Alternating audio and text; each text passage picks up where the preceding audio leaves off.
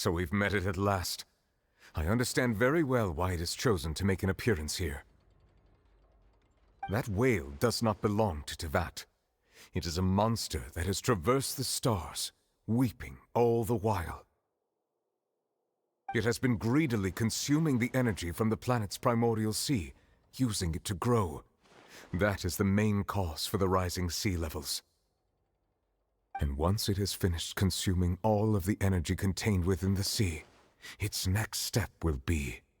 You said that when the Hydro Archon first created Fontanians out of Oceanids, she filled their blood vessels with primordial seawater. Precisely. That whale finds the blood of Fontanians nigh impossible to resist. Therefore, when it left the primordial sea, it decided to make its next stop a packed opera house full of food. Food in the form of Fontanians. We just barely managed to push it back, right? In that case, won't it come back to target the people again once it's managed to recover its strength? That is correct. Indeed, it is more accurate to say that we should thank that Harbinger for buying us some time. Without him, the whale would have likely come onto land far sooner. From the way he looked, he must have been fighting the creature for quite a long time. That battle maniac. We've always known that he had a special connection with that whale, but we definitely didn't expect it to help us out like this. Anyway, now that we know that this whale is the actual cause of the disaster recorded in the prophecy, all we need to do to stop the prophecy would be to find a way to beat it up, right? It is too late. It had already absorbed too much of the primordial sea's energy before we could notice it. At this point, it has become practically integrated with the sea itself. Even if the entirety of Teyvat were to be destroyed, it could still survive and swim off towards some other world. That's not something I will accept. We've already done everything we can, and we even found the true culprit. We've come so far. You can't just tell me that the last hurdle is some impossible foe. That's just not fair. Indeed, that's not how a grand performance should end. I'll fight it to the end, no matter what. So the prophecy will be fulfilled no matter what, huh?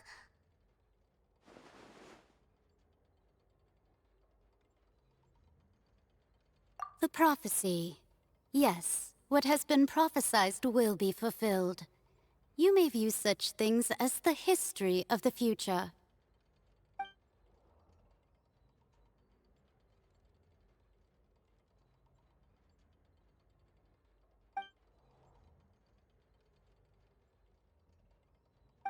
Just as prophecies are usually only the future as seen from the perspectives of the gods, could things be happening in hidden corners where the gods' gaze does not fall? Ultimately, fate shall serve as your only guide, no matter what will happen in Teyvat's future. All you need to do is to play your part.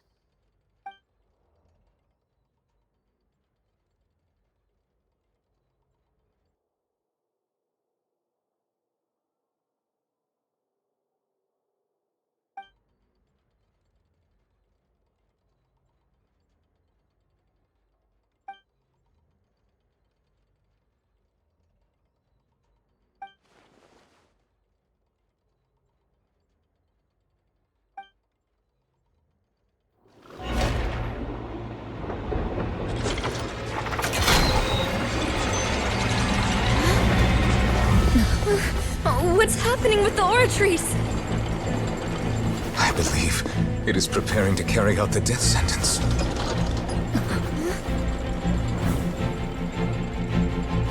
Marina!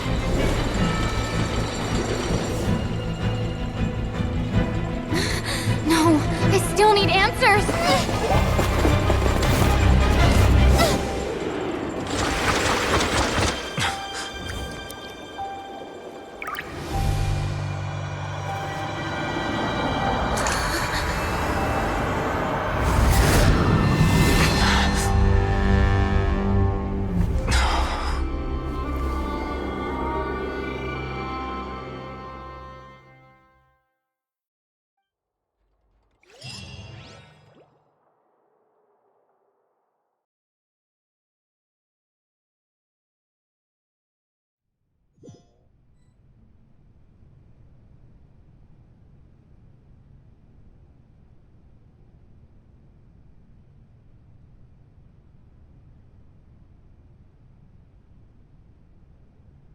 You...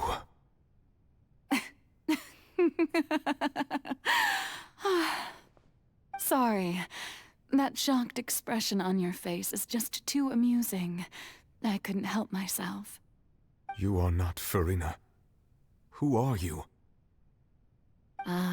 The sweet sound of bewilderment. Marvelous.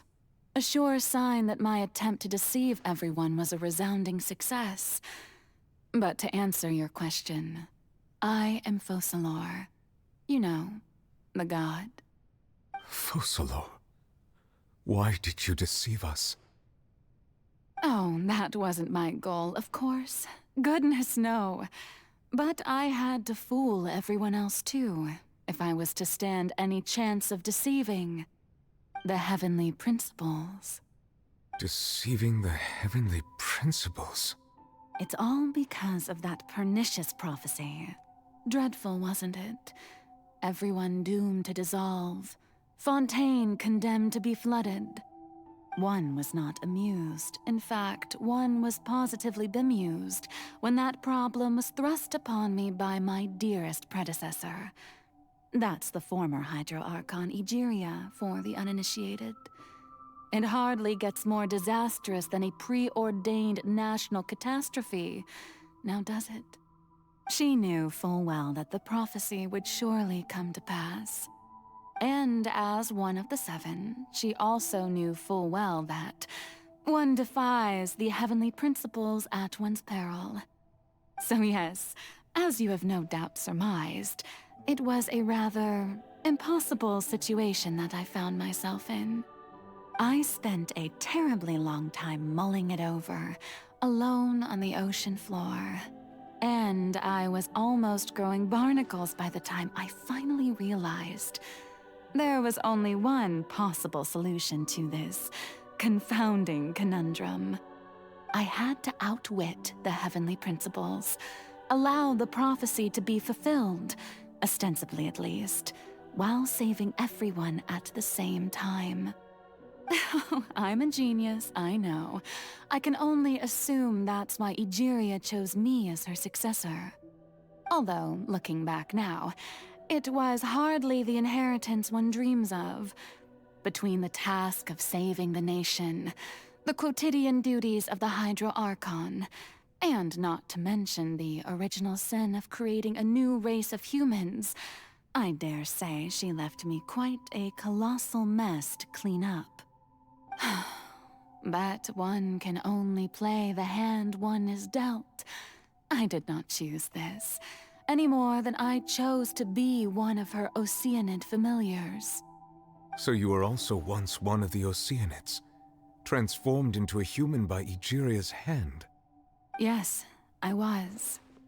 I always dreamed of becoming human. And I still do, even now. In my eyes, to be human is to be part of the greatest opera ever known. After becoming a god, I separated my divinity from my body and spirit, leaving behind only a self that was as naive and bewildered as my past self on her first day as a human being. The me you see before you now is that divinity, and the human counterpart I left behind, I named Farina. She could feel joy, sorrow, and everything in between. She could be as vain and conceited, or as meek and vulnerable as she wished. Her strengths were of a kind only a human could possess, as were her shortcomings. But in my eyes, Farina's humanity was what made her perfect. She was perfectly human in every way. The person I always wanted to be. Anyway, so then I cursed her. All part of the plan, of course. The plan to deceive the heavenly principles. Do you still remember the final scene of the prophecy? The Hydra Archon alone, weeping on her throne. In order that the prophecy might appear fulfilled, I invited Farina to be an actress, to play the part of the Hydro Archon in the prophecy. Under the curse I placed on her, so long as I, Focalor's divinity, continued to exist, she could not die. But nor was she free to live her life in the pursuit of happiness. Instead, she was forced to take the stage in the opera house, to embrace the role of leading lady, to forever play the part of the god from the prophecy, all to create a deceitful appearance of that prophecy coming to pass. I suppose now you probably understand why your court is called the Opera Epiclese. But Farina is only human, isn't she? Even though she has had a long life, her mind is no stronger than that of any other ordinary human being. I cannot begin to fathom what she has had to endure. It must have been torture for her. It has indeed. And although she is, in a sense, me in human form, I most definitely owe her an apology for it. It's been 500 years, and all along, she's been playing her part in the most unimaginably long, unbearably lonely, and agonizingly painful opera of all time.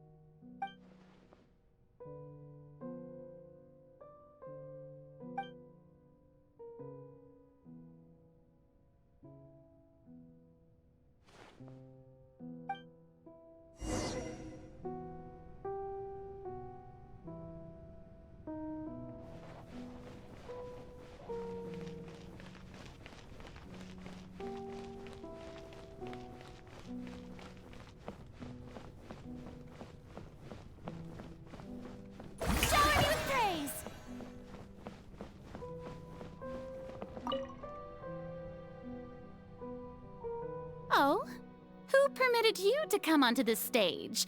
Now, I understand your admiration for my august self, but I must ask you to keep to the rules. All right. It is not my intent to reprimand you. There is no need to state your name. Just be off with you. Do not distract me from my performance. Oh, do not jest. Can you not feel it? I am Focalor. The eyes of countless Fontanians are upon me. I must, at all times, display the utmost elegance and nobility.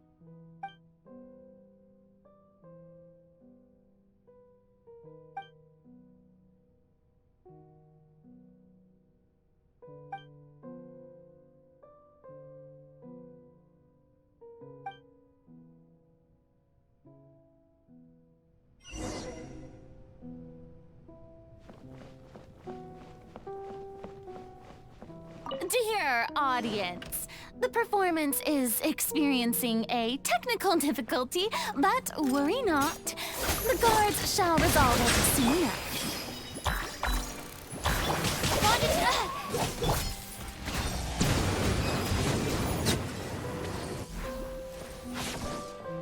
Hey, what gives? The audience is still watching me, you know. Guards? Where are the guards? Guards!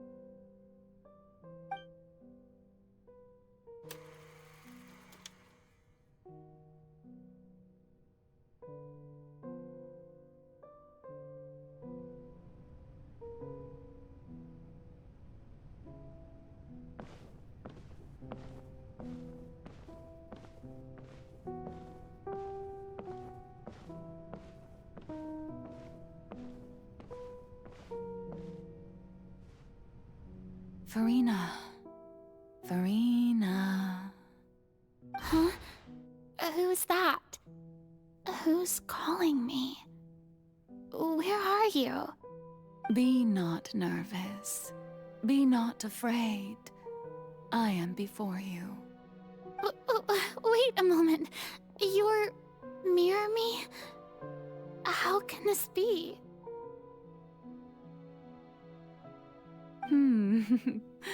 Mirror you, huh? You know what? That's not bad. Let's go with that. Mirror me? What do you wish to say? The prophecy. Have you heard of it? What prophecy? Wait. I know. I think. I don't know why, but it's in my head somehow. The people will all be dissolved into the waters, and only the Hydro Archon will remain, weeping on her throne. Only then will the sins of the people of Fontaine be washed away. Oh, very good. You know it well. What's going on? I can't seem to remember anything clearly. The only thing I know for sure is this prophecy. Will it really come to pass? Yes, it will. And that is why I've come to you. Disaster will come to Fontaine sooner or later. Things will develop just as the prophecy declared. There is no escaping it. But doesn't that mean everyone will die? I'm a Fontainian just like them. Will I dissolve too? Oh, don't worry. Magical meetings exist in this world precisely to give people a chance to turn things around. It is the reason why you met me today. I will tell you how to save everyone, but you may have to suffer somewhat. Oh, so there's still hope after all. Goodness, you frightened me. You spoke so much and with so much certainty. As for the suffering, well, I will admit that the first thing that came to mind was, why do I have to be the one to suffer? But if the prophecy will come true, I'll also die anyway, right? So if I've already met you as my magical meeting in this world, if there were scales, with all the people of Fontaine on one side, and my pain on the other, is it not obvious where the scales should tilt? You truly are the perfect human, my ideal. I suppose this would also be the justice that belongs to you. Huh? Don't worry, it's nothing. Listen well. Fontaine has just lost its Hydro Archon. I need you to play a role, that of the new Archon. Play as a god? That's right. You must begin a never-ending masquerade. You must never let anyone suspect your identity. If you can keep it up, then I shall have my way of defying this prophecy. But should your identity be revealed, then all hope will be lost. But how will I do this? A human assuming the role of a god without being exposed. Don't worry. What you must do is not to turn yourself into a real god. You simply need to play the role of a god as humans imagine them to be. Being a human yourself, I'm sure you already know what such an entity would be like. Remember, your true challenge will not be pursuing divinity, but contending against humanity. I'm still not sure I understand, but I'll try. I'll try to do this.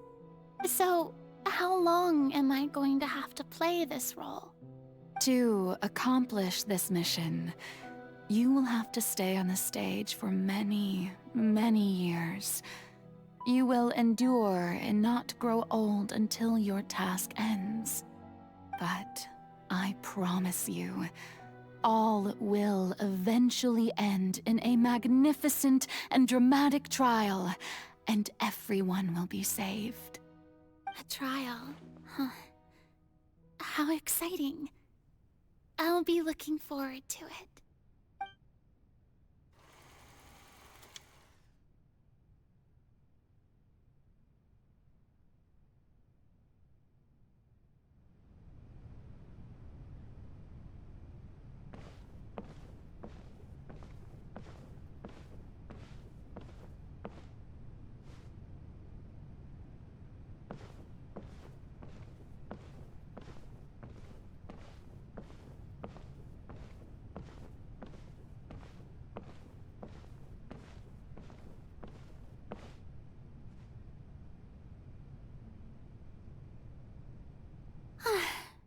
The Maison Cardinalise has announced my accession, but this is my first time facing the people. What should I say to most appear like a god?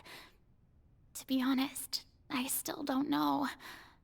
Perhaps I should first try to act natural. Ladies and gentlemen, good evening, and welcome to the Opera Epiclese. I'm sure you've all heard about how I have taken on the role of Hydro Archon.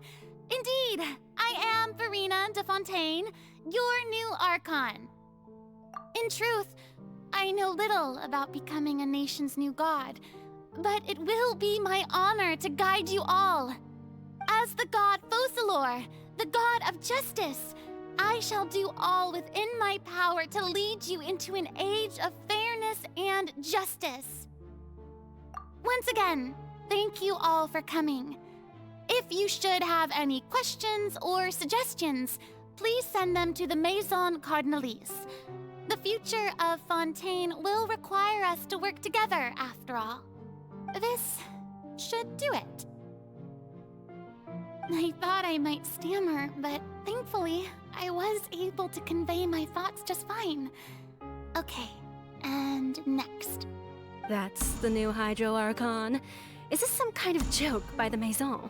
I would have thought that a being that surpasses humanity would be a bit more assertive. Hey, did you hear that? She even told us to send her suggestions there at the end. Shouldn't gods be all-powerful? She's being so modest. What's the difference between her and an ordinary person, then? If you ask me, perhaps the succession didn't actually happen. She might just be a Maison-back puppet. Wait, what's going on? Why is everyone suspecting me of being a fake? This is bad. If I get exposed here, there'll be no saving the people from the prophecy. Right. Mirmi said that I just need to play the role of a god as humans imagine them to be. Calm down, Verena. Think. What do the people want? How would they imagine a god to speak and act? Assertive, with a strong sense of presence. One who can dispel all doubt. That is the character I'm fated to play.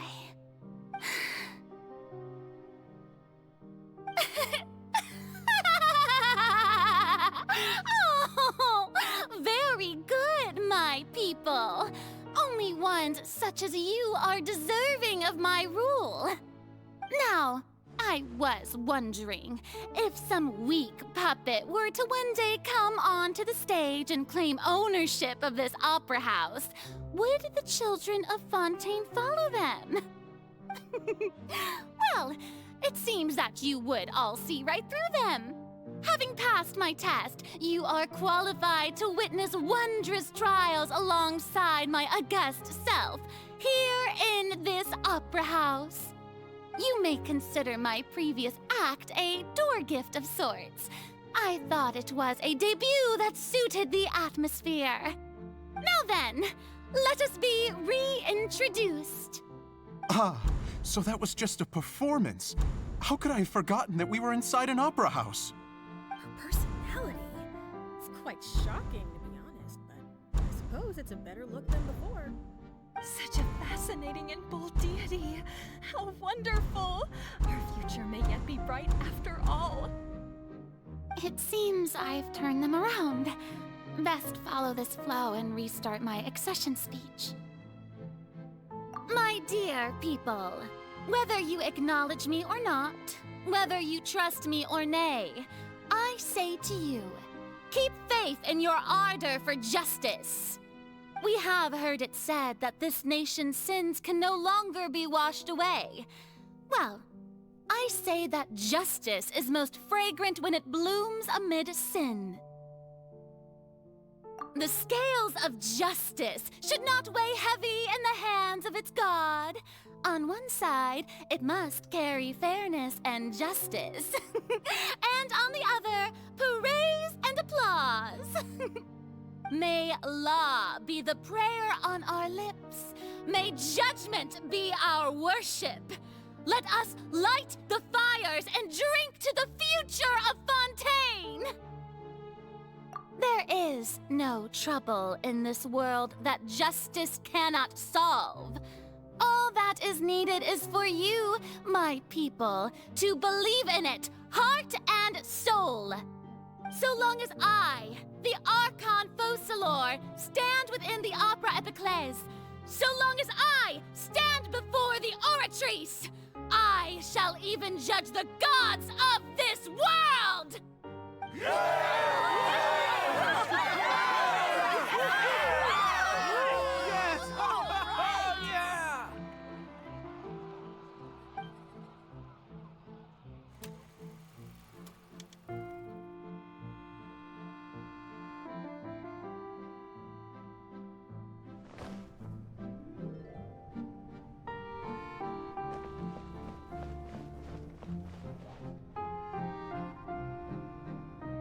Lady Farina, here are today's case reports, as well as a summary of the follow-up for your perusal.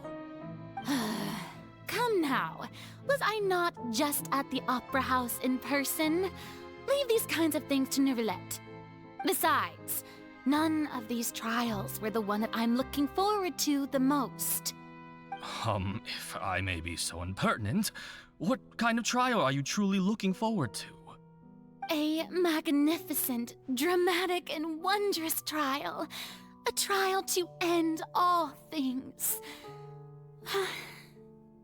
How could you hope to understand? That's true. I fear I lack the ability to grasp your divine thought, Lady Archon. No need for fright, and do not take what I said before too seriously. Go now, do your duties. The trial I await. It will come one day.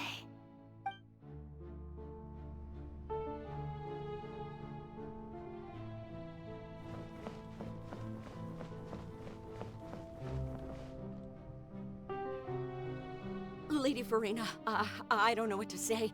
Thank you for agreeing to see me. No need to thank me.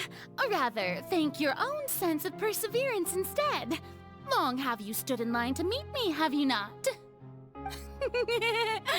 Oh, I'm afraid that's just an inevitable consequence of my divine charm. All right, Deoteria, is it? How is your son's illness? You remembered me, and you knew of my family, too. He is doing much better now. In fact, he is far more of an ardent believer than I. He was the one who forced me to seek an audience with you, and to bring your words back to him.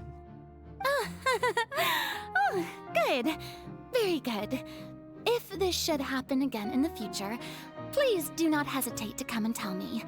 Going down to citizens' homes every so often, while not usual practice, should serve as a fine change of pace. Ah, you're such a gentle and wise god. Thank you once again, on behalf of my son.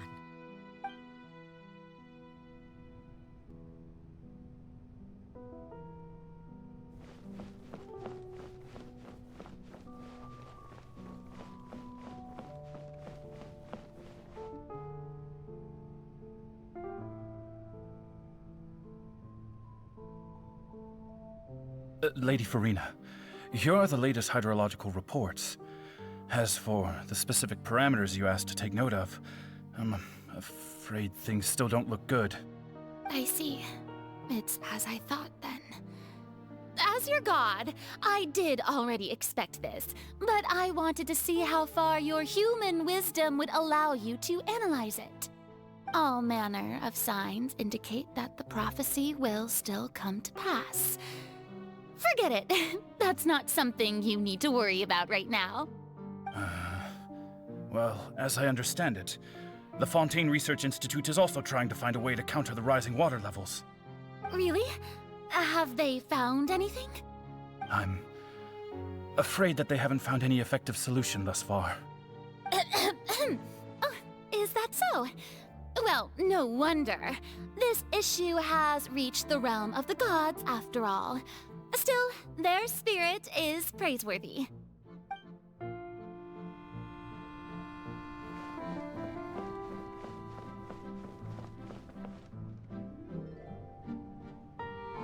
The day is finally over. I haven't had a moment to breathe this whole time. But it's good to see that everything's getting on track. There are no longer any voices of suspicion. Maybe this is fine. I just need to keep going, and everyone will be saved. All right, Farina, don't think too hard about this. You need rest. Tomorrow's a new day.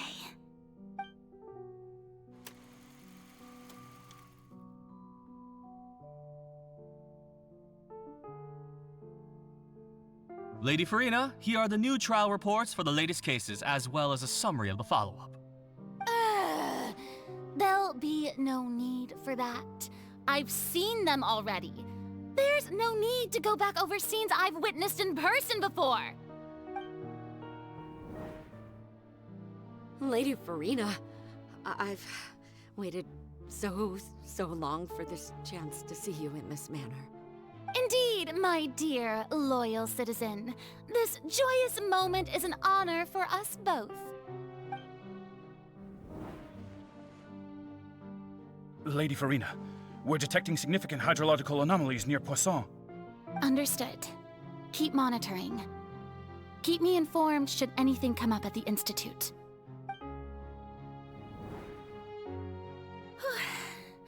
I don't think I let anything slip today.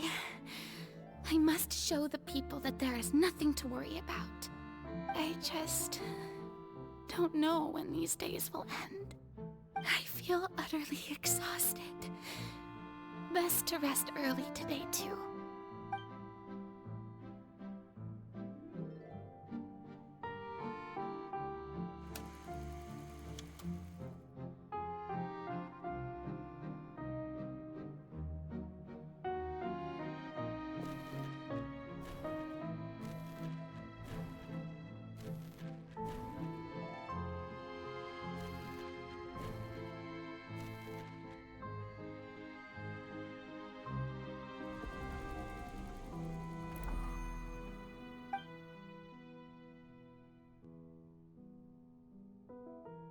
Lady Farina, it's like a dream being able to speak with you up close like this.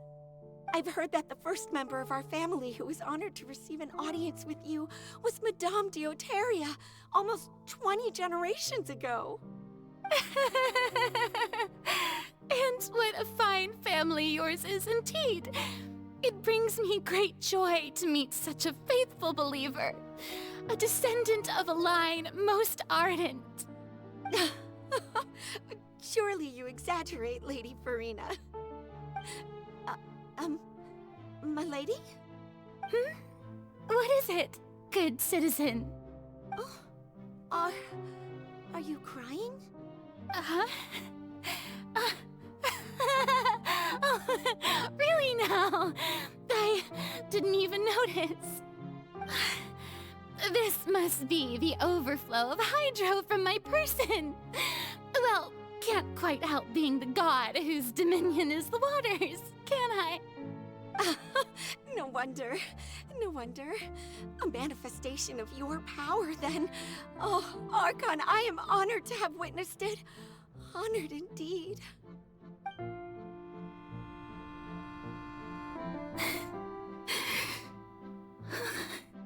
So interminable.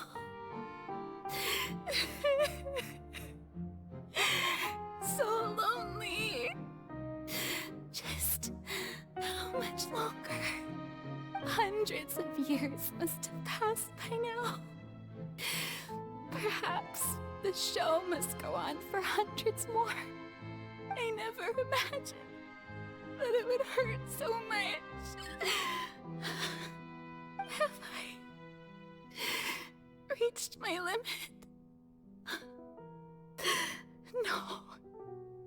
Perhaps I reached it long ago. Today I didn't even notice my own tears. I want to tell someone, anyone, about this. But would that not destroy all I've done so far?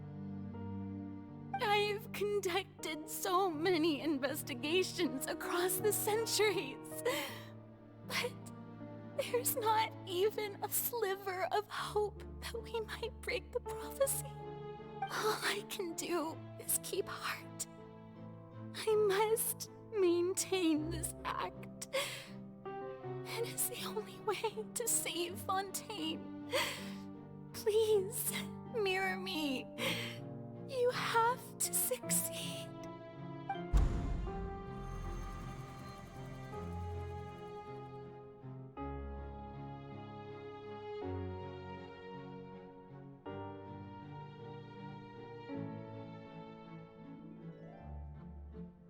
Farina, you don't have to shoulder this burden alone.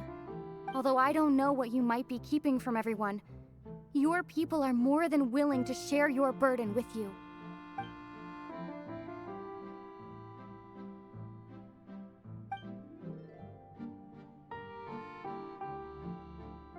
Share my burden. That's impossible. It was fated right from the start that this would be my duty alone. But even if your burden doesn't need to be shared, you can still choose to confide in someone. Just share it with me. I'm what you'd call a witness. A witness? Yes, I've heard that you came to Tevat from beyond the stars, yes. In other words, you never belonged here. And if Tevat is, in its entirety, a show on a stage, then you're just a spectator, aren't you? If that's the case... She's right. I could confide in her, couldn't I? But if things don't play out as expected, the people of Fontaine will be the ones to pay the price.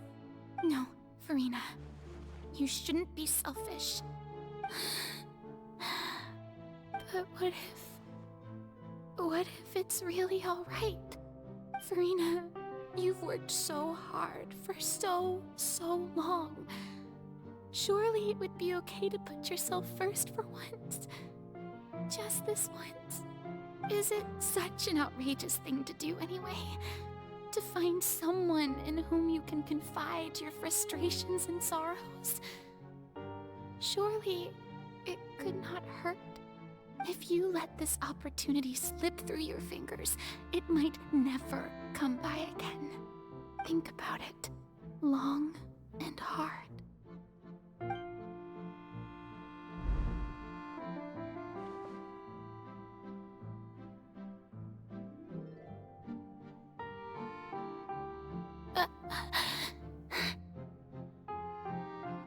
No, I have nothing to say.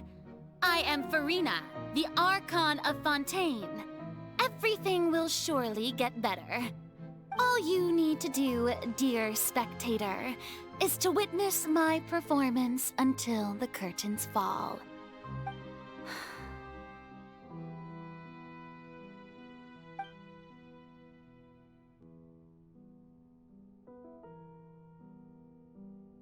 Fine.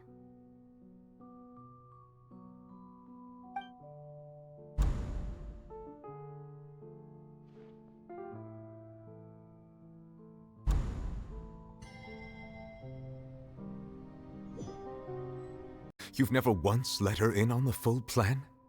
Yes, it had to be done. To deceive the heavenly principles, you must first deceive yourself.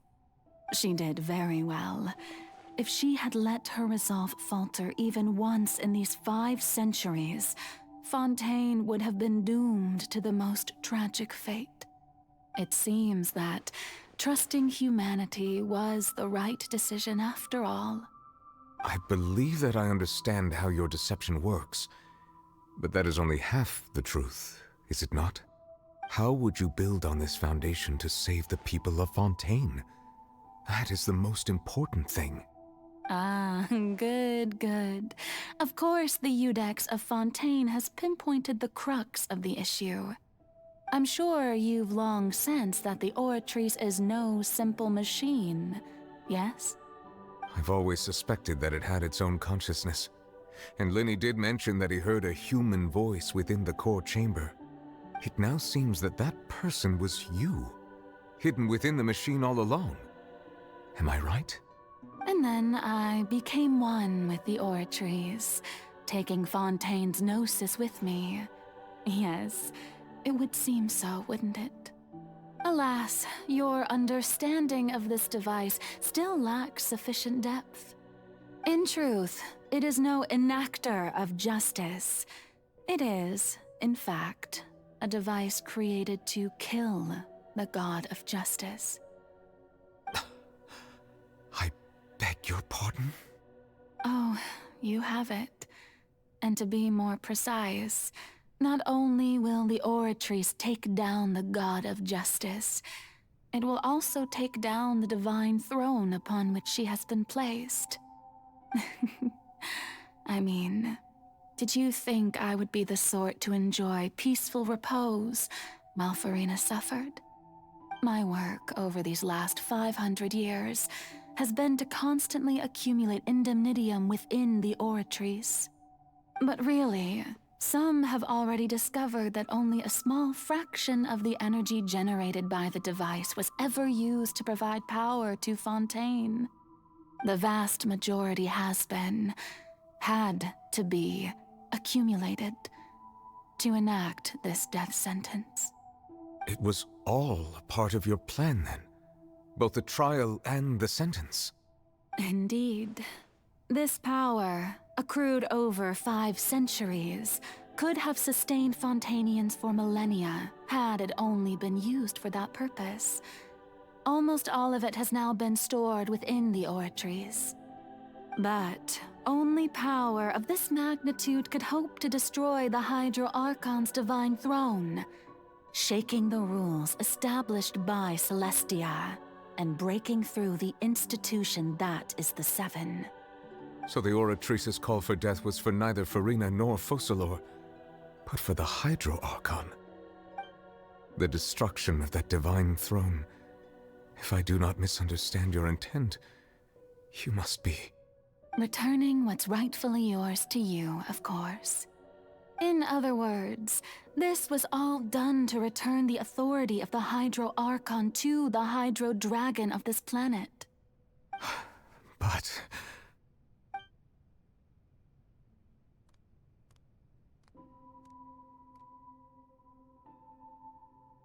Oh, what? Getting sad again, are we? The authority of the ancient dragons shall soon be yours once more, O Hydro Dragon Sovereign. And this is the face you make. all you've done throughout the years is just so you can sacrifice yourself at the very end. I've never quite seen it that way, you know. Even now, I'm quite pleased at how well my deception worked.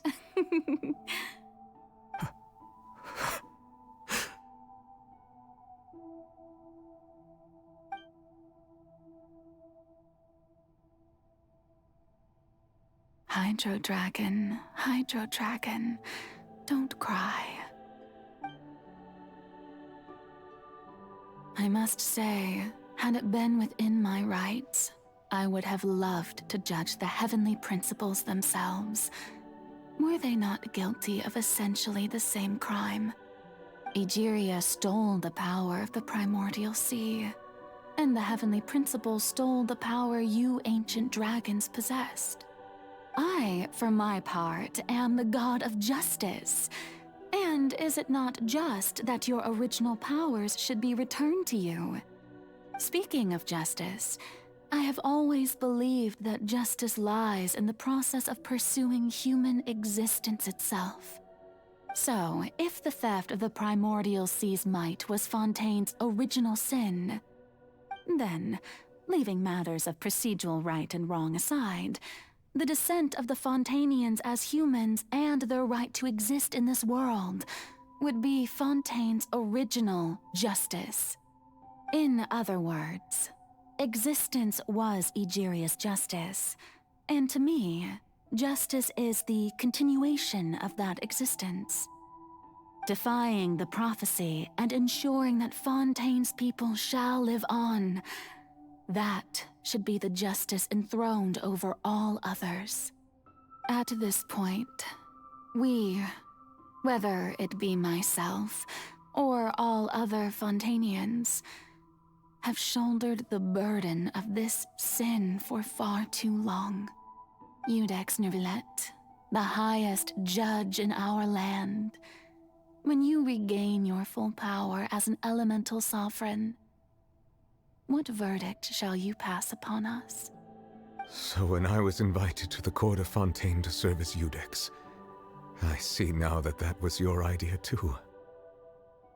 At last, I now understand the true purpose behind this position.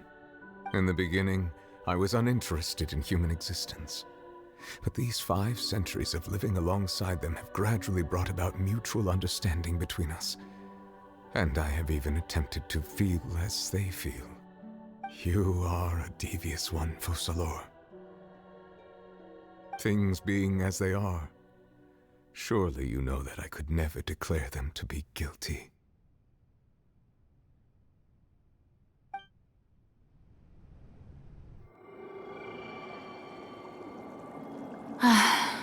The hour of my execution is almost here. For the sinner, the curtain call has come. I know I may not sound it, but faced with death, I find myself a little afraid. Perhaps this is one thing both gods and humans have in common.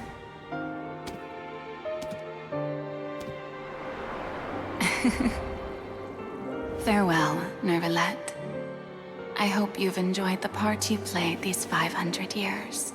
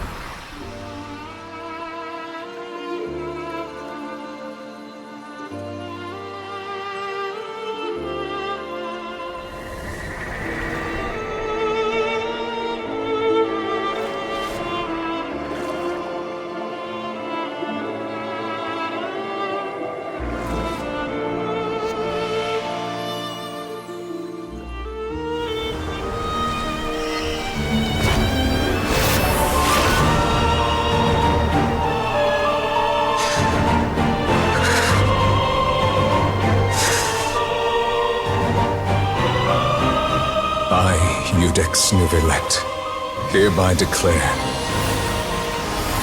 people of Fontaine, your sins are forgiven.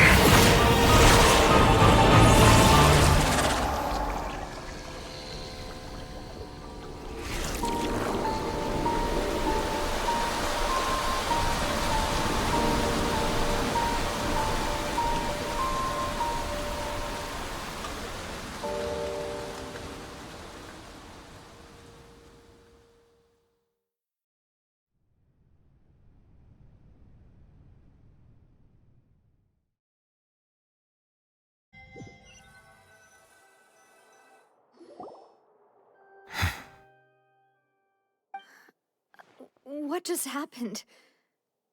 Has the death sentence been carried out? Was that bright light some sort of misdirection?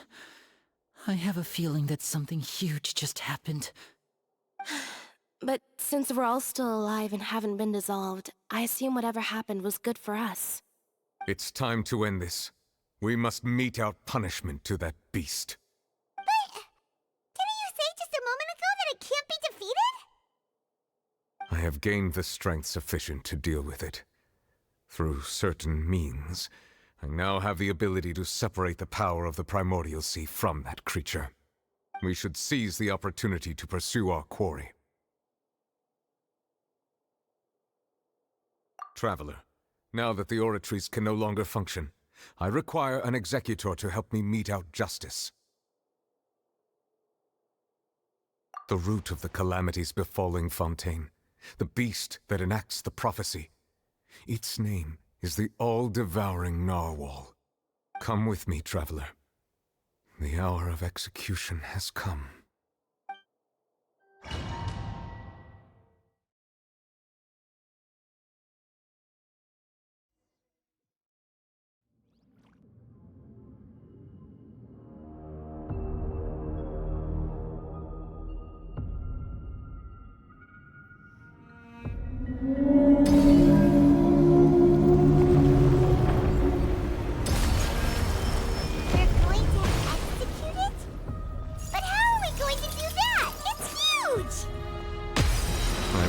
My best to separate the power of the Primordial Sea from the whale. Considering the size of the beast, I cannot reach the power source. Unless we can find a way to attack it from within. I shall share a part of the ancient dragon's power with it. We shall look for an opening together.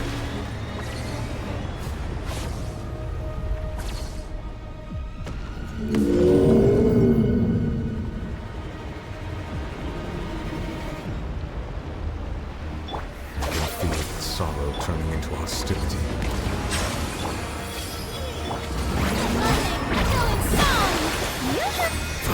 The tides beckon.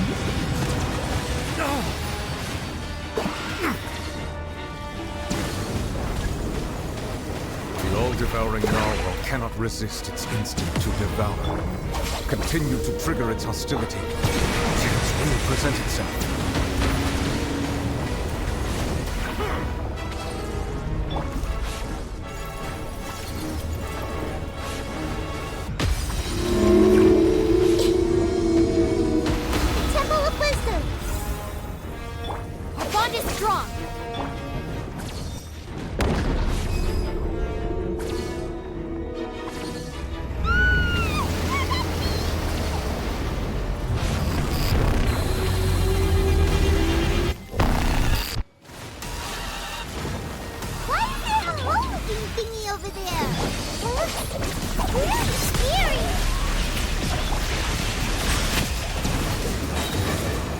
Be sanctified.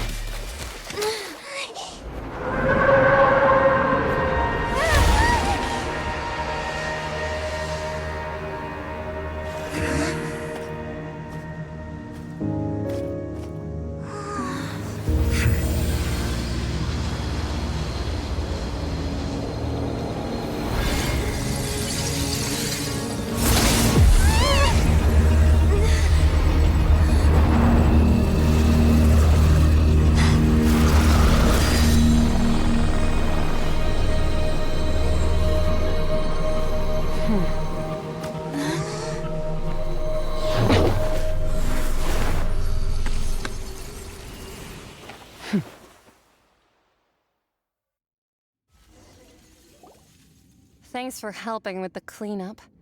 It should have been my job, but... oh well. It was just supposed to be a short private training session for me. I didn't think that my disciple and my master's pet would start brawling in the meantime. Well, actually, I had a feeling that it would happen at some point, but they bumped into one another earlier than I thought. What a blunder. I suppose I'll have to swing my sword 3 million times as penance. That power. Who are you exactly? Paimon has an idea. From what she said earlier, she must be Child's master. Skirk, right? It's just that he gave us the impression that she was the less talkative person. I simply did not have anything to say to the weak. But you, on the other hand, managed to defeat the all-devouring narwhal without using power from beyond this world. So you may speak to me as equals. I have to agree. It's a strange use of a planet's primordial waters just to raise an all-devouring narwhal. That kind of power is wasted on it. It's not cooperative, it eats too much, and I have more important things to do with my time than pet sitting. The only thing that creature has going for it is its looks. All in all, it fails as a pet. Miss Skirk? I think you might have missed the point. The point being? Well, being that this pet almost destroyed an entire nation. So what sort of person is your master? Well, Child's master's master. Wait, is that right? Oh, right. So you don't know him. Sorry, I assumed you did. His name is Sir Taloji. Huh? I am unfamiliar with that name. Huh. So Master is insufficiently famous. How should I describe him then? Have you heard of the name The Fowl? The Fowl? Still nothing? Well, how about the Visionary? Vetterfalnir then? Or Gold Rhine-Daughter? Ooh, that one we've heard! Rhine-Daughter's part of the Hexen Circle. She's Albedo's mom, right? Oh, so you do know that name. To be honest, I also heard all of those names and titles from my master. I don't actually know them either. But I suppose you understand now, yes? My master is likely a similar sort to Rhine-Daughter. They are both pursuing some form of perfection. Wait! Didn't you also mention a visionary person? Paimon didn't quite catch their name. Actually, never mind that. I believe it expedient to inform you that the all-devouring narwhal used up nearly all its strength fighting you. Such roiling hydro energies will prove difficult for the planet's deep seas to digest. As such, the Fontaine back on the surface has most likely been thrown into chaos. In other words, the prophecy that you've been fretting over should now be in full swing. What?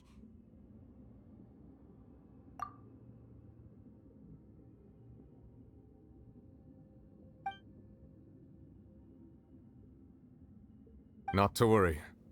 Focalor has already managed to deceive the heavenly principles.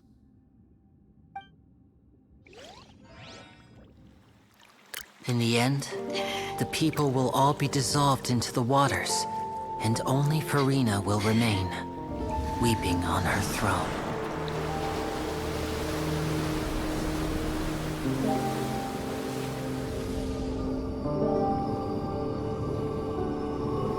Only then will the sins of the people of Fontaine be washed away.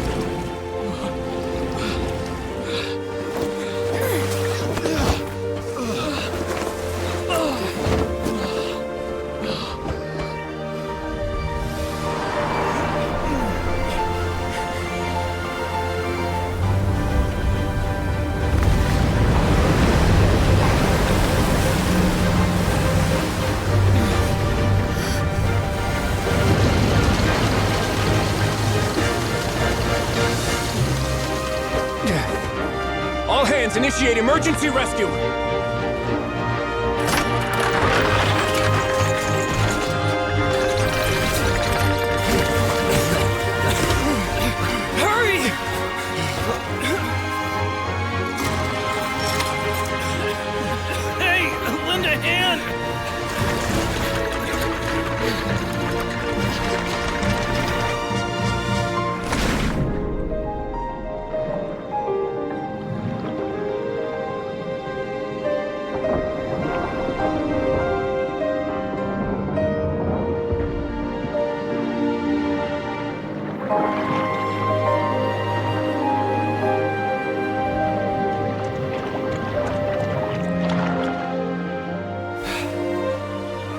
Look!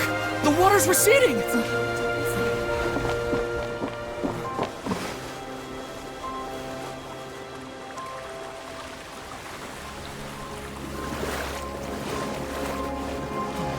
It's a miracle! Water's receding. We didn't dissolve. The prophecy was wrong. The prophecy was wrong.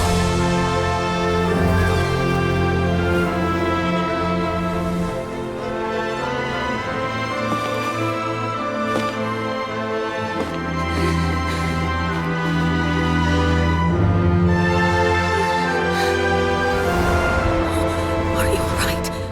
Yeah. We're saved! The prophecy was wrong.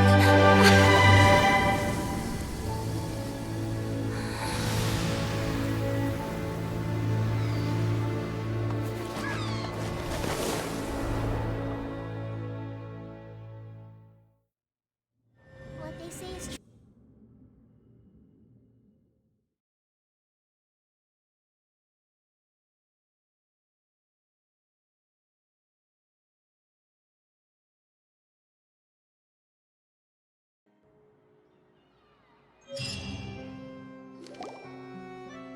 The soil renewed. The SinonNorth talks post-disaster rebuilding. I recently visited Poisson to meet with Miss Navia, spokesperson of the SinonNorth, and we spoke about Poisson's present and future. Old soil can still give birth to new bloom, Miss Navia stated. Hope is like seeing a small cookie when you're starving late at night. You just need a little of it. Skyship Winglet, lunar brain of the Fontaine Research Institute. The various disputes that have arisen on account of Mr. Edwin have suddenly become a shield over the Institute, with Jurier turning out to be a once overlooked hidden gem. People always call the first researcher mad, but few know what to call the second. And should that latter person achieve a miracle, they would find it all the harder to find a word with which to classify him and his team. Wow! Paimon barely recognizes the people in the reports. Are those really Jurier and Navia? They sound like real big shots. What do you think? Pretty enthralling, huh? The Steambird's idea was pretty simple. With the disaster just having passed, we would print a free edition packed to the margins with good news to calm people down. The value for these big scoops lies in their inevitable follow-ups. We'll publish further reports and go into the stories behind those people. Edwin's assistant, Jurier, created a true flying ship, while Navia is leading people in the reconstruction of their home. I'm sure that these stories could draw even your well-traveled eye. Paimon's curious too! Wait a minute. Didn't we watch everything happen from start to finish? What's there to be curious about? And that's exactly why I'd like you to come conduct interviews with me. You're the best incubators of news, if you haven't noticed. And also, with you around, I'm sure I'll get to see that Duke. Are you sure? Hasn't he turned you down several times already? Oh, this time will be different. Come on, let's head to Poisson first, and then make a trip to the fortress. There are some things you'll only know when you get there.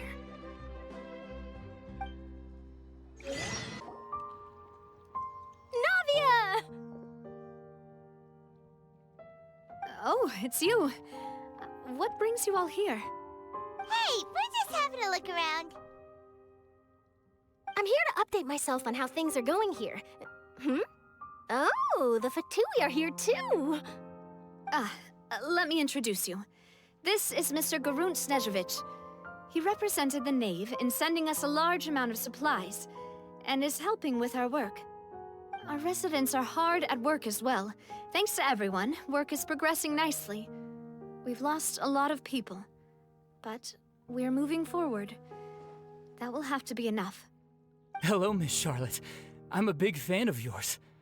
I especially like that article you wrote last year about Fontaine's stray cats.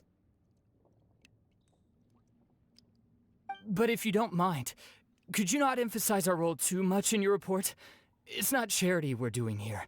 We just happen to share the same interests as the Spina. I get where you're coming from. I'll keep it as simple as possible. Or would you be willing to feature as friendly neighbors? That would be fine. Thanks. Oh, you're back too. How are things? We finished laying down the construction materials. It'll be another hour before the workers are able to go over there. Huh? You're here too, Clorinde? Well, her reputation's greatly risen after that whole duel business with Miss Farina. So she's here in Poisson to wait out the heat. All right. She really came here to help me out. There's too much to consider in the reconstruction of Poisson. The Spina has need of more decision-makers. And, well, I do already happen to be connected to Mr. Callis. Oh, wait just a moment. Do you mind me asking a few questions? You know, about how you felt before the duel, about what it was like facing down a god. There's lots of exciting material there, I bet. Forget it. I'm sure you can find a better theme than that, Miss Charlotte. I see you're the same as always. Couldn't you do me a favor, for Navia's sake? Well, if we're talking about doing things for my sake, you might as well just take a few more photos of me. Or of the Traveler. It's better than wasting time persuading Clorinde, at any rate. Of course I will. I'm not gonna let her off that easy. All right, then everyone who wants to be in the photo, gather up. And smile. How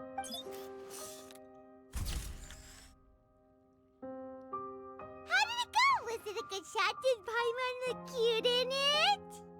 Not bad. Your addition really helped the composition of the picture.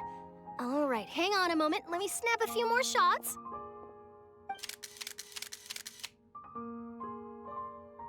All right, that should do it.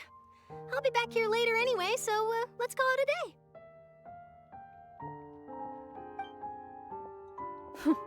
You're very quick. Speed is of the essence when it comes to the news, and freshness is the key. Also, not to brag, but I'm pretty good at building connections. Who knows? I might eventually get that interview with you after all, Miss Clorinde. Wow, you really do have that never say die spirit. I'm impressed. I'll hazard a guess that this is how you got that interview at the Fortress of Maripede. Whoa, you're well informed. Let me make a guess too. I asked Sigewinne, who told Monsieur Neuvillette, and he told you, right? That's a very complete information chain. In truth, all Monsieur Neuvillette asked me was, when did the Fortress become so friendly towards the media? I told him that it was best not to speak too soon. There's no guarantee that Ridsley will make a personal appearance. You're right. I've got to treasure every moment I have with them. In which case, I'll be making a move first. Stay safe now. And tell me if you hear anything interesting. I'll treat you to afternoon tea in exchange.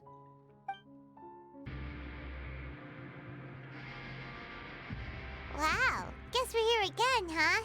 There's a real nostalgic feeling to this place. Looks like you've been missing us. Duke! Did you come all the way to the entrance to greet us? Of course. I'm here to welcome you and our dear Miss Charlotte, whom our good head nurse recommended to me. It's an honor to finally meet the much-rumored Duke. Thank you for consenting to my visit to the fortress, sir. No need to thank me. But that said, I shouldn't be the focus of your interview. I trust you recall our agreement? Of course, of course. All right then, this way.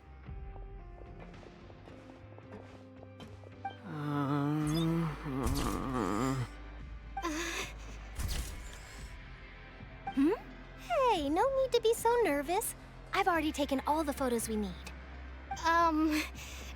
Miss Charlotte, do these pictures really need to be published on the cover of the Steambird? It would seem that Miss Lorvine doesn't want her face to appear beside that of Mr. Jurier, Sir, please don't say things like that. But it looks like dear Mr. Jurier denies it. Might this interview be very important to you, then? No, I just... This is my first time being interviewed, and I'm very thankful to the Steambird for... Now, I might not look it, but I actually did meet Mr. Edwin once. And I'll be honest, I enjoyed chatting with you more. You've definitely got more of that genius vibe going on. The boat that brought about a miracle, the ark that saved the people. Why, you recreated a myth back there, like an emissary of legend. Still, if I might ask, where's that flying ship now? Huh! Looks like Charlotte's trying to get herself another exclusive scoop. I have to apologize, but that ship is presently in the bowels of our factory. I'm afraid it won't be easy for you to get a shot of it. Really? Well, then in that case, could I have an interview with you to make up for that loss?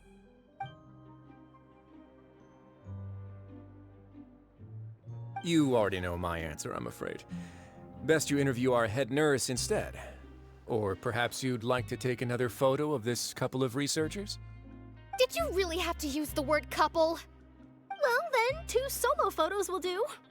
Is my hair messed up? Please, someone help me have a look. Things sure are getting pretty lively here. We've seen this kind of thing before. Oh, seems like everyone's here. Would any of you like to try this new drink I came up with? Ah, Sigeween. Hey, Miss Charlotte. Why don't you, take some pretty photos of our head nurse? Sure. Come on, Miss Sigeween, over this way. Let's find a brighter spot.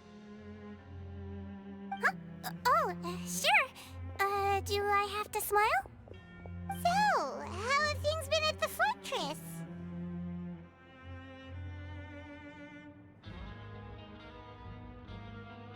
Same old, as you can see.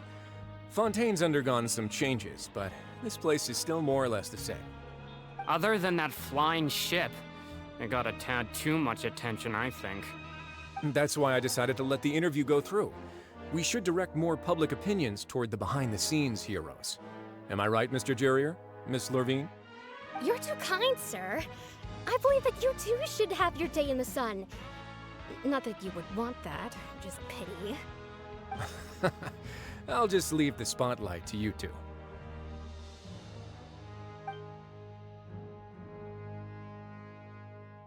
I see.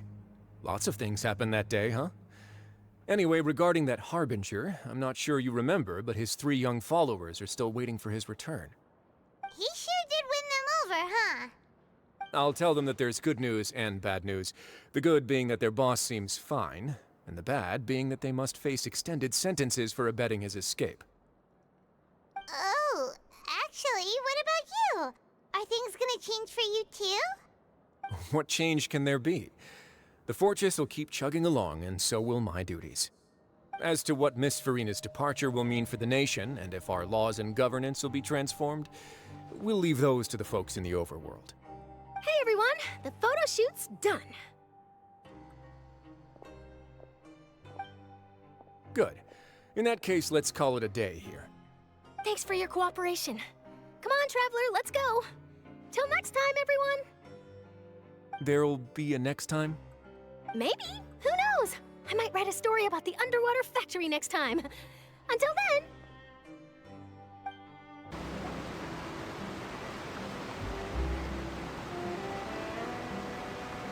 I didn't see them! They really are here! How did you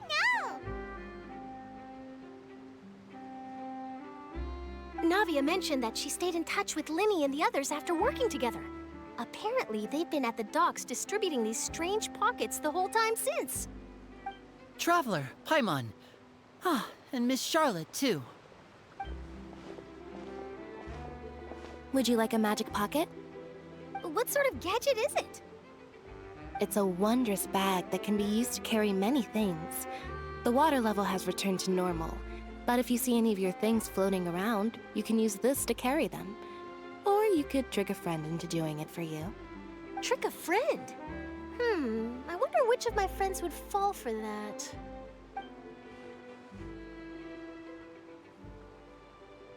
You could just make a friend like Fremine here. Isn't that right, Fremine? Is this what you meant by, I'll help you make some more friends? To be honest, that sounds pretty sweet. Could I have your contact, please? Sure. Please, write down my address. You sure are working working hard to help Fremine socialize. He was the one who proposed doing this. He even wants to assist in our magic shows. Yes, I was planning to first introduce Pear as an assistant, and later Fremine himself. In the future, I think we can leave underwater escape magic to him too. That said, would anyone want to see a diver escape underwater? Oh, it'll work out. Every journey begins with the first step. He'll become a part of our show eventually. Lynette, could you come over? Miss Charlotte says she wants to take a picture of us. Got it. My, that Charlotte is rather perceptive. She got rid of everyone the moment she realized I had something to say to you. So, how have things been, Traveler? Father says that you did a great deal during the latest events. She's very grateful for your contributions to Fontaine. That's all right. We were more than happy to help. So, what's she doing now? Oh, I guess you haven't heard. Well, after Lady Farina left, Father and Monsieur Neuvillette opened negotiations, during which he gave Fontaine's gnosis to her as a diplomatic gift. A diplomatic gift? A gnosis? Yes, I was quite surprised at first myself. But when I thought it over, there were actually a number of things going for it. It could have been done as an apology for the incident with Lord Child, or as thanks for his help in tying the all-devouring narwhal down. Furthermore, Father did also lend significant aid to Fontaine and Poisson. Well, that's true, but this is a gnosis we're talking about. Doesn't this seem a bit irresponsible? I would agree, but I've also heard that it seems that Monsieur Neuvillette has had a significant change of heart regarding the matter. So there's some reason for this that only Neuvillette knows about? I suspect you'll have to ask him about that yourself. Ah, yes, speaking of which, I did see him strolling around the entrance to the Fortress of Masquerade a while back. Isn't he real busy and stuff? Paimon didn't think he'd have the time for that. But back to the topic. The gnosis was given to the knave, right? What about Child? They say that he's returned to Snezhnaya to recover from his wounds.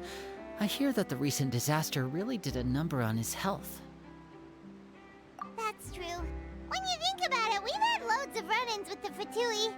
To think we'd be allied with them this time.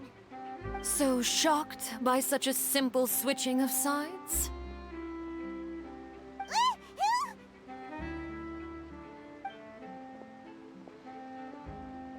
Father! Well, what do you know? Come to the docks to see how my children are doing and meet the Traveler by chance. Please do not pay my accomplishments in Fontaine too much mind. I would have done them regardless. Are you going to take the gnosis back to Snezhnaya? That is our duty as harbingers, yes. Don't be too preoccupied with sides. The goal of the Fatui concerns not a single place or person, but the entire world. With such a grand goal in mind, it is inevitable that we must wear many masks. Switching my masks is something I've always done. Well, that depends on many things. No one truly knows what the future holds. What good is honesty if you can't rely on it forever? As for you, I very much look forward to our next collaboration. Good things cannot be achieved alone, and you've proved yourselves to be great partners. A vision? All right. I'll remember to return it. Thank you for keeping it safe for him this entire time. And that's a wrap for me. Huh? You're... Greetings, Miss Journalist. Hello. If I'm not mistaken, there are diplomatic channels I'll need to report to take a photo of you. That is correct. So forgive me, but I will not be able to serve as a subject in your article. However, feel free to write as much as you'd like about our dear magicians and our upcoming rookie talent. I will. The sea breeze is quite pleasant. I shall continue my walk while the weather remains so agreeable. Farewell. Farewell, Father. Oh, she has such an intimidating presence. I didn't even dare to take a picture. Thankfully, I've already wrapped up all my pre-scheduled interviews. Thank you all. This'll be more than enough for me to write about, I'm sure. Don't be too nervous. Why don't you take a magic pocket before you go? Here, Traveler, Paimon, you take one too. To move things about? That's right. Funny. I was giving out magic pockets when we first met too. And what do you know? I'm doing the exact same thing right now. So many things have happened, but the pockets are still the pockets. I guess this must be life. We will all follow our own paths, and serendipity will lead you to your fated friends. All right then. We'll be handing out pockets in some other districts later, so we'll get going now. Have a good day, you two.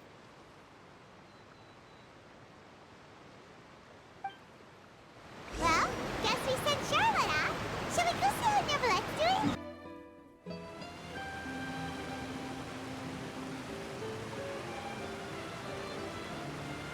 So, you really are here, Neverlette.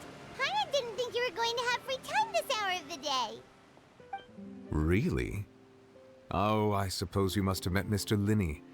He took the time to greet me earlier when he passed this way.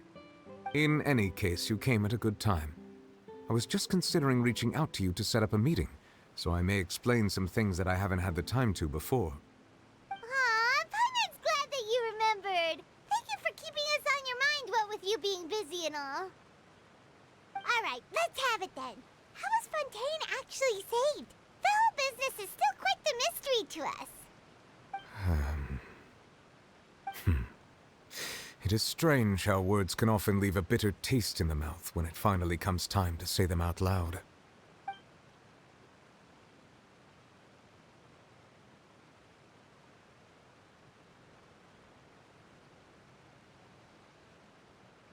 Whoa. So that's what happened? Fossilor destroyed the divine throne of the Hydro Archon and restored your power to you, transforming you into a fully-fledged elemental dragon sovereign. But Paimon still doesn't quite get what you did to save the Fontanians from dissolving. For me, the authority of the ancient dragons refers to absolute control over the hydro element. Fontanians were incomplete humans born of Egeria's use of the power of the primordial sea, with constitutions similar to that of mimics. But so long as those primordial energies remain within them, I could use the ancient dragon's authority to grant them true blood, after the fashion in which life was first brought into being on this planet. In other words, when I gave my verdict, Fontanians became true humans, and thus would naturally no longer be dissolved by water from the primordial sea. Fossilor must have counted on you to make that decision as well. Your verdict was the key to making the prophecy appear to have come true while saving everyone. Yeah, and in a manner of speaking, Fossilor finally managed to fulfill the original Hydro Archon's wish to turn Oceanids into real people too! It seems from your expressions that you still have more things you wish to ask. Ask away. I will tell you the truth as I know it. Oh, that's right! They say you've given it to the Knave as a diplomatic gift or something! Leaving aside their intentionality, the two Fatui Harbingers have indeed done much for us during this crisis. Their sole remaining goal in Fontaine, at least at this point, would seem to be the Gnosis. The Oratrice has ceased to function. The Hydro Archon's divine throne is now no more, and I do not need the Gnosis's power. As such, it has lost all meaning for Fontaine. If the Fatui have impure designs, then we might as well accede to their request now, and avoid unnecessary conflict. What complicated considerations. Paimon thought thought you were just giving it to them out of gratitude to the knave and as an apology to Child. Ask away. I will tell you the truth as I know it. You will soon be heading to Natlan, I presume? I'm afraid that I have little talent as a travel guide, so all I can do is tell you what I know about that land. As far as I'm aware, Natlan can be said to be a nation of dragons. A nation of dragons? You mean like you? No, I suspect that I would not find myself welcome there. Unlike ancient dragons such as myself, the dragons of Natlan have undergone long years of development and evolution. Large numbers of them have entered a form of coexistence with humanity. Natlan is also the nation of war. War ravages those lands like an undying flame. There is one other piece of information I got incidentally from my negotiations with the Knave that I believe may be useful to you. The Harbinger known as the Captain has thrown his hat into the endless ring of war. The Captain. Sounds like a real tough customer. Seriously, everywhere you look, there's a Fatui Harbinger doing their thing. I suggest that you fully prepare yourself before going to Natlan. In the meantime, Fontaine's doors will always be open to you. Ask away. I will tell you the truth as I know it. Hang on a sec. Paimon's still got a question about the Gnosis. When we spoke to Linny earlier, he mentioned that your attitude towards giving away the Gnosis had clearly changed. We guessed that there might be some reason for it that only you were aware of. No wonder the House of the Hearth is the Fatui's intelligence division. They are certainly sharp. So regarding this specific issue, I was just getting ready to share something with you. What is it? In truth, I exchanged some further words with that lady named Skirk after sending you two back to the surface. It went something like this.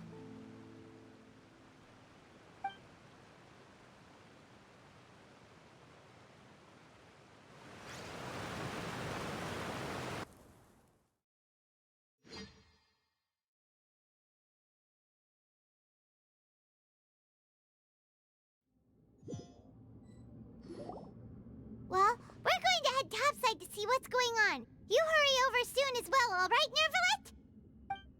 Nervalet? What next? The all-devouring narwhal isn't here, so I'm no longer getting any interference. I can finally catch the scent of your power, what it's made of. It is the authority of the planet's primordial dragons, but with something very similar to a god's curse mixed in. It's quite a novel blend. I'm sure I've encountered something like this before. What was it again? I do not know what you speak of. Ah, of course. How could I forget? You should have the remains of the third descender on your person, yes? Remains? I've never heard of any such thing. Huh. According to your parlance, I believe it may be called a gnosis. Well, that much is true. After Focalor's divinity faded, she handed her gnosis to me. But I fear I have never heard of it described in the manner that you just did. I've been training with my master, the Foul, ever since I was young, and I have never returned to the surface since. So most of the information I possess, I got from him. It is only natural for those who are greater than humanity to possess a different sort of common sense, which is why there are so many problems in our attempts to communicate with humans. Regardless, you should probably get rid of objects of misfortune to prevent any disasters from befalling you. To live in itself is a blessing. But once a person dies, the bonds he once had with this world shall all turn to curses. What do you mean by that? No need to fret.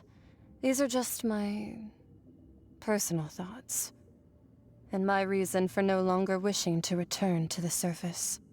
This third descender you refer to, who are they? And when did they die? Master never mentioned them to me. Perhaps it just wasn't that important for me to know. If you're interested, though, I could ask him. I'll be sure to pass the answer on to you next time. Next time? You believe we will meet again? I do. Wait. I have a disciple of my own, don't I? He can be the messenger then.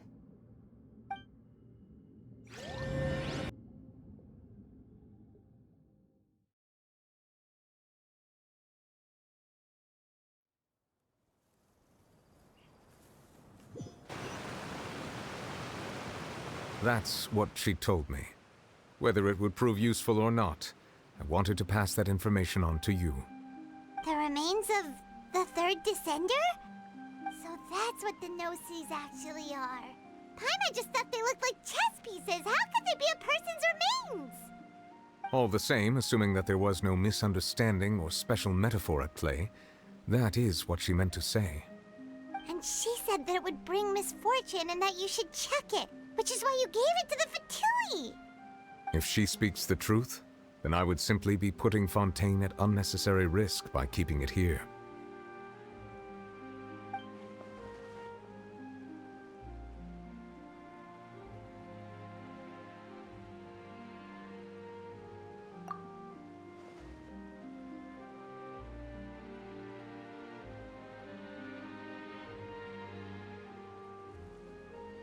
I had guessed that you might already be familiar with this concept, but I did not expect you to be one of them.